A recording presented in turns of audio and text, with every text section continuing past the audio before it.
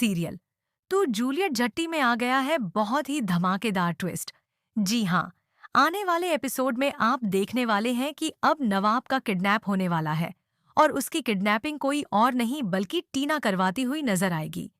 वह यह सब नवाब और हीर के बीच गलत फहमी पैदा करने के लिए करेगी। लेकिन यह सब कैसे होगा, आइए बताते हैं। और अगर आपने अभी तक हमारे चैनल को सब्सक्राइब नहीं किया है तो जल्दी से कर लीजिए। आने वाले ट्विस्ट में आप देखेंगे कि गुलाब को पता चल जाता है कि हीर गुप्त रूप से नाम बदलकर नौकरी कर रही है।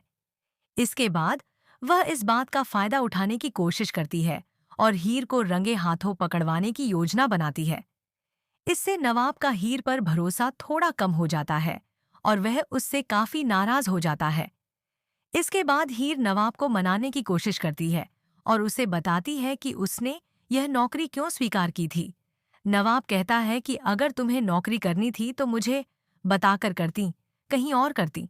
तुम्हें यही नौकरी करनी थी और वह भी नाम बदलकर।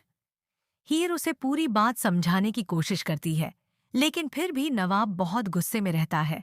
हालांकि बाद में वह कहता है कि जो हुआ सो हुआ, लेकिन मुझसे वादा करो कि अब आगे से ऐसा कुछ नहीं होगा। इसी बीच टीना, अर्जुन और गुलाब तीनों मिलकर एक नई साजिश रचते हैं। वे एक के बाद एक वार करने वाले हैं। सबसे पहले नवाब का किडनैप होगा और उसे एक जगह कैद करके रखा जाएगा।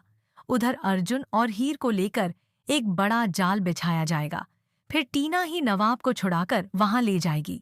जैसे ही नवाब वहां पहुंचेगा वह हीर को अर्जुन के साथ एक कमरे में देखेगा।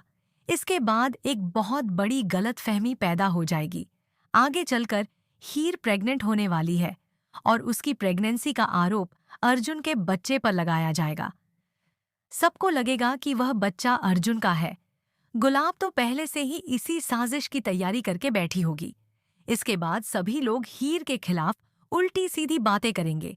यहाँ तक कि अर्जुन भी कह देगा कि हाँ, यह बच्चा मेरा ही है। इसके बाद नवाब और हीर का रिश्ता पूरी तरह टूट जाएगा। नवाब भी हीर पर विश्वास नहीं करेगा और उससे कहेगा, हीर, यहाँ से चली जाओ और दोबारा मेरी जिंदगी में लौट कर मत आना।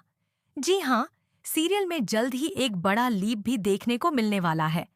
अब बताइए, आप इस आने वाले ट्विस्ट के लिए कितने एक्साइटेड हैं? हमें कमेंट करके